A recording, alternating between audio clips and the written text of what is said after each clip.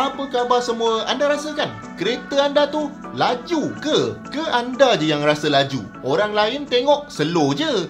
Jadi dalam video ni kita nak tengok apa benda yang menyebabkan kereta yang perlahan ni kadang-kadang bila kita drive tu kita rasa macam laju, tapi sebenarnya 90 km sejam saja. Anda perasan kan? Ada kereta yang kita drive 100 km sejam je tapi rasa macam dah nak terbang dah. Rasa macam laju sangat lah ni. Tapi ada pula kereta yang kita dah drive 150 km sejam tapi rasa macam slow je. Itu yang kadang-kadang bawa 90 tapi duduk belah kanan highway, tak nak bagi orang potong sebab dia rasa dia dah cukup laju dah tu. Tekan minyak pun dah sampai bawah dah.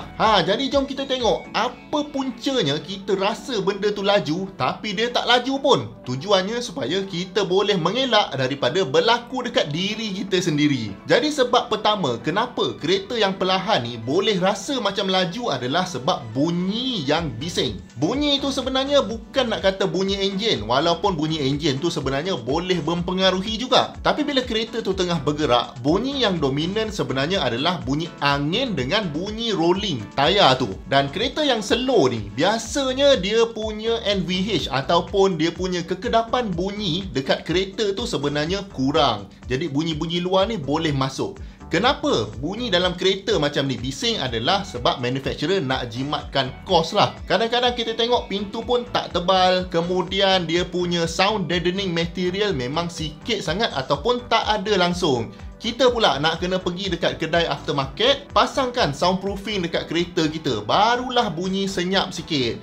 Bila laju je 120 km sejam, 130 km sejam, nak bercakap dengan orang sebelah pun nak kena jerit-jerit. Radio langsung tak dengar dah. Jadi bunyi ni yang menyebabkan kita rasa kereta kita tu dah sangat laju dah. Kalau orang yang tukar pakai exhaust bising pula, exhaust dia besar macam ni, memanglah bunyi exhaust tu akan menjadikan dia rasa kereta dia tu sangat laju. Padahal exhaust tu yang bising. Kita yang bawa tu pun memang rasa sangat teruja lah, sangat excited, rasa macam dah laju sangat ni. Padahal exhaust yang bising. Jadi itu faktor yang pertama. Faktor yang kedua, sebenarnya kalau anda nak tahu, badan kita ni bukannya boleh detect speed. Dekat jalan yang smooth, kalau kita bergerak pada 60 km sejam dengan kita bergerak pada 120 km sejam, badan kita ni sebenarnya tak tahu kita bergerak selaju mana. Sebabnya adalah inersia, kita dah bergerak sekali dengan objek tu. Jadi badan kita ni hanya boleh detect acceleration.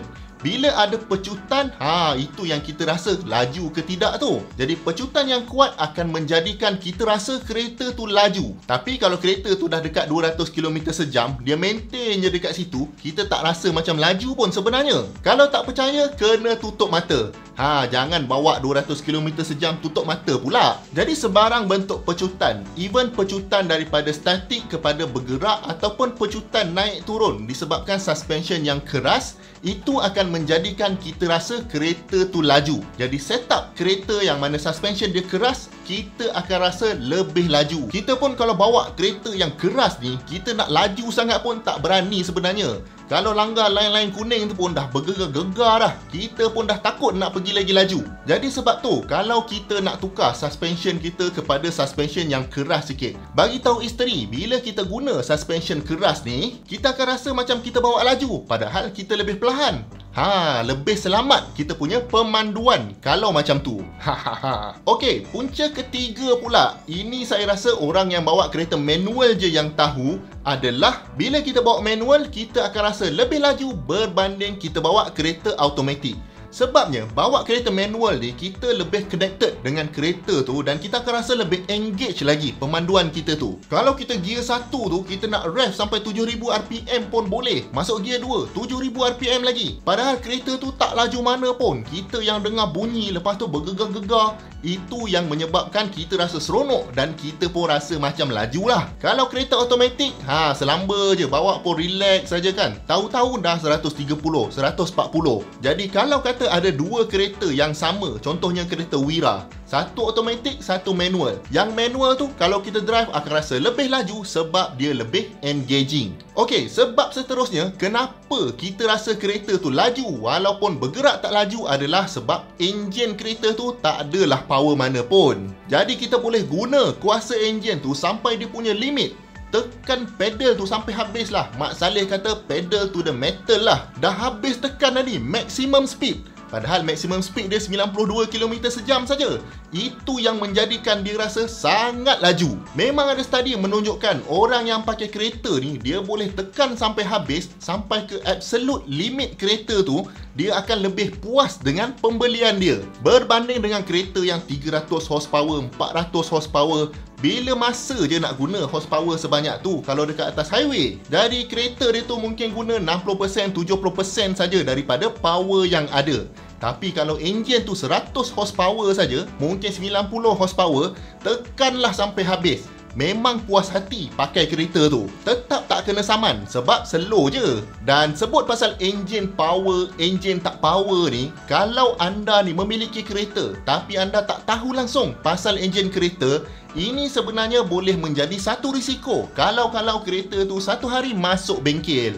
Sebabnya kalau kita tak tahu ni, orang bengkel tu cakap apa pun dekat kita, kita percaya saja. Orang suruh bayar apa, beli apa, kita pun bayar je lah, asalkan kereta kita okey. Jadi dengan ilmu sajalah dapat mengelakkan anda daripada tak faham apa yang orang dekat bengkel cakap. Jadi untuk membantu anda semua menyelesaikan masalah ni, saya ada sediakan satu kursus online Engine Zero to Hero, di mana dalam kursus ni ada 50 video dan 5 jam konten untuk anda konsum dan belajar segalanya tentang enjin, sistem penyejukan, sistem pelinciran, sistem elektrikal.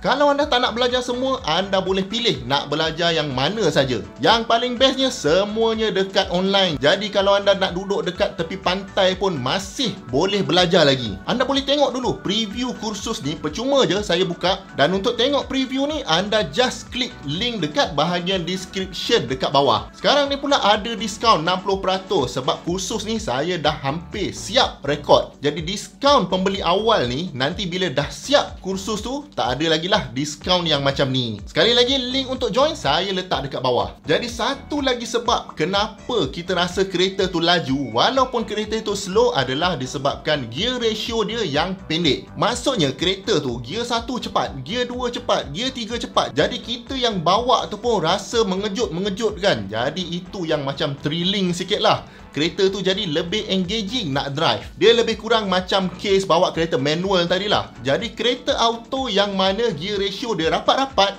memang kita akan rasa macam laju. Ingat ya, tadi kita ada sebut bahawa badan kita ni hanya boleh detect acceleration. Jadi disebabkan gear tu yang bertukar, kita rasa mengejut. Itu yang menyebabkan kita rasa lebih laju. Jadi cuba fikir sekali lagi. Betul ke kereta anda yang anda rasa laju tu memang betul-betul laju ke anda je yang rasa dia laju? Cuba komen dekat bawah, ada lagi tak sebab-sebab kenapa kita boleh rasa kereta tu laju padahal dia tak laju? Jemput tonton banyak lagi video-video best dekat sini dengan dekat sini. Sekali lagi, link untuk join kursus Engine Zero to Hero saya letakkan dekat bawah. Jumpa lagi di video yang akan datang. Assalamualaikum.